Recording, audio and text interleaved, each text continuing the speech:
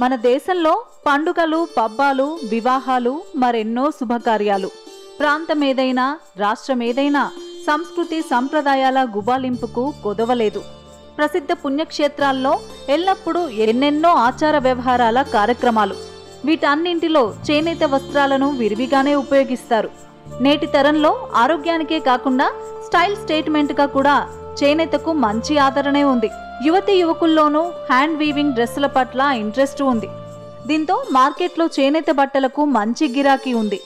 కాబట్టి ఈ బట్టలను తయారు చేసే చేనేత కార్మికుల జీవితాలు కూడా చక్కటి ఆదాయాలతో హాయిగా ఉండాలి. కానీ వారు అలా ఉన్నారా? తరతరాలుగా కులవృత్తిని నమ్ముకున్న చేనేత కార్మికులు ఏమంటున్నారు?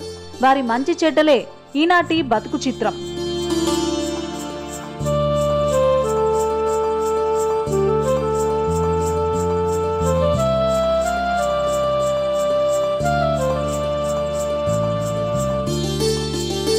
ఈరోజు మనం తూర్పుగోదావరి జిల్లా గొల్లప్రోలు మండలంలో ఉన్నాము. ఈ గొల్లప్రోలు మండలం కాకినాడకి దాదాపు 25 కిలోమీటర్ల దూరంలో ఉన్నది. ఇక్కడ ఎక్కువ శాతం చేనేత కార్మికులు ఉండేవారు, కానీ ఇప్పుడు క్రమేపీ వారి సంఖ్య తగ్గిపోతూ వస్తుంది. కానీ ఇంకా కొంతమంది అదే వృత్తి కొనసాగిస్తున్నారు. వారిపైనే ఈ వారం మన బతుకు చిత్రం.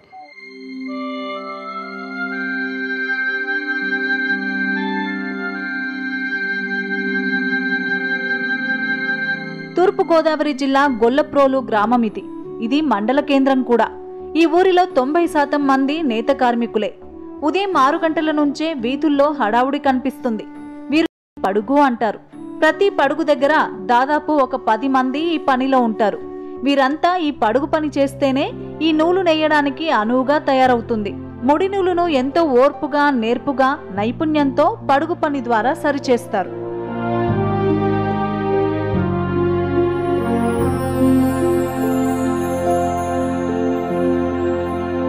పడుగు చేస్తే మాకు కూలి ఇస్తారండి. చౌకర్కి నేసి చీరలు అప్పచెప్పాలండి మేము. మామూలు మాస్టర్ వేవర్స్. ఇప్పుడు మాకు పడుగు చేస్తే మాకు దీనికి 60 రూపాయలు ఇస్తారండి మనిషికి రోజుకి. ఇప్పుడు ఉదయం 6 గంటల నుంచి ఇప్పుడు 9, 9:30, 10 అయిపోద్దండి. నెలలో ఎంత ఏముండదండి. మాకు ఎంత చేసుకుంటే అంత కూలికే కదండి. ఇది కరెక్ట్గా మొత్తం లేదండి.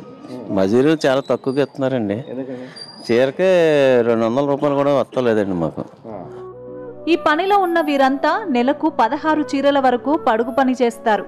అవన్నీ మగ్గానికి వెళ్లేటప్పటికీ వీరికి 1000 రూపాయల వరకు ఖర్చు అవుతుంది. షావుకారు మాత్రం వీరికి నెలకు ఇచ్చేది 3200 రూపాయలు మాత్రమే. అంటే ఒక చీరకు పడుగు పెట్టినందుకు తమ చేతికి 200 రూపాయలు కూడా రావటం లేదని వాపోతున్నారు ఈ చేనేత కార్మికులు. మాకు చిన్నప్పటి నుంచి ఇదే పని అండి.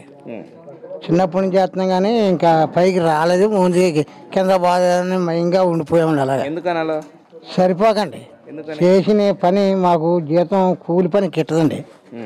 ఇప్పుడు ఇంట్లో 4 ఉన్నామనుకోండి, 4 ఇదే పని.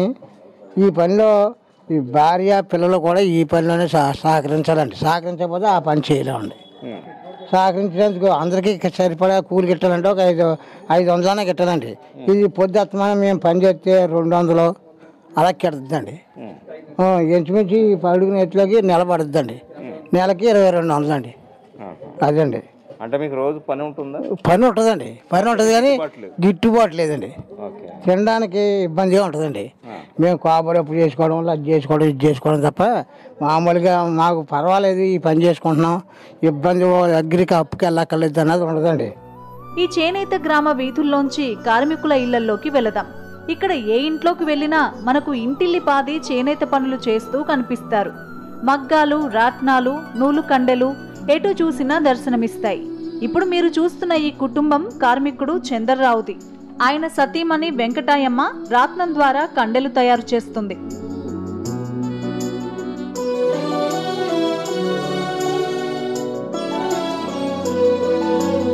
కండ్లు చుడుతున్నానండి. అంటే ఉదయం ఎప్పుడు వస్తారు? ఎట్లా ఉంటది?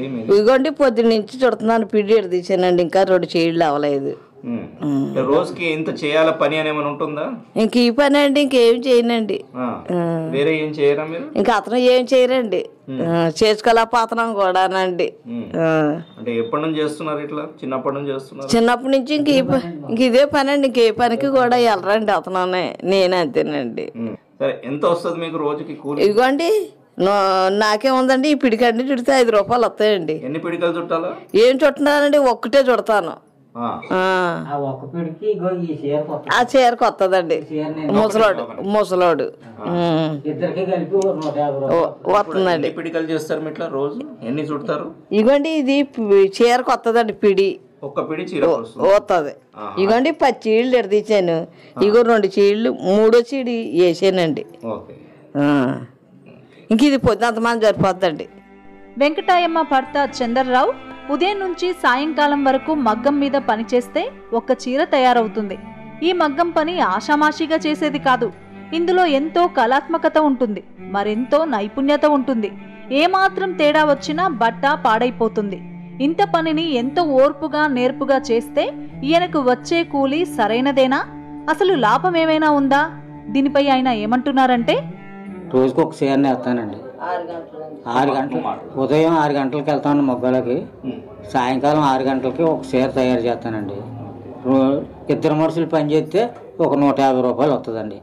ఆ 150 రూపాయలతోటి మనం గట్టన అవుతామండి.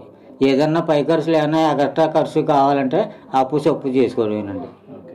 ఇప్పుడు మీరు నేసే చీర, దీన్ని ఏం చీర అంటారు? ఇది కాటన్ చీర అండి. ఓకే, ఇది మార్కెట్లోకి వెళ్తే ఎంత ధర పడుతుంది? ఇది మార్కెట్లోకి వెళ్తే 600 రూపాయలు ఖరీదు అవుతుంది. సో ఇప్పుడు ఈ 600 రూపాయల చీర తయారీలో మీరు ఇంత కష్టపడుతున్నారు కదా, మీకు వచ్చే కూలి కరెక్ట్ కూలేనా? గిట్టుబాటు అయ్యే కూలేనా? అంతే అండి, కూలి వస్తుందండి. ఉన్నదంతా పెట్టుబడి పోతుందండి.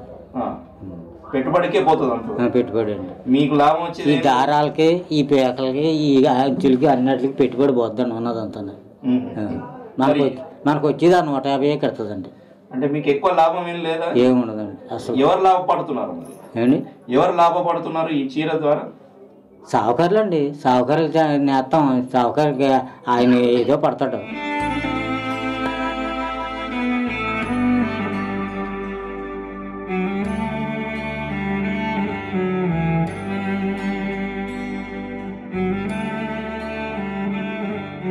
చేనేత కార్మికులు అనగానే సాధారణంగా మగవాళ్లే గుర్తుకొస్తుంటారు.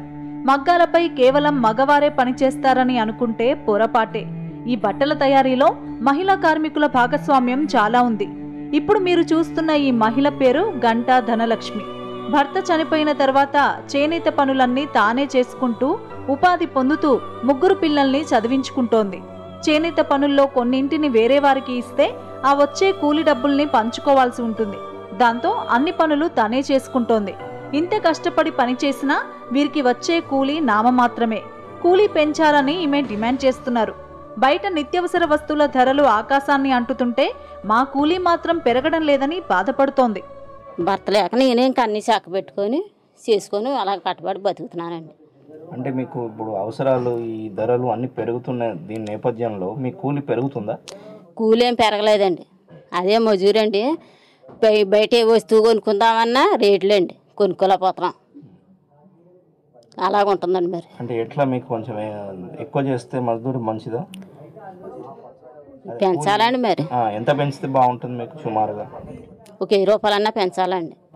అంటే రోజుకా ఎట్లా మీరు కూలి? రోజుకి కదా చెరికండి. చీరకి చెరికి పెంచాలండి. చీరకి ఎంత ఇస్తుంది? చీరకని ఒక 150 రూపాయలు వస్తుందండి. ఇప్పుడు మీరు చీరకి ఎంత పెంచితే మీకు బాగుంటుంది? 250 పెంచాలండి.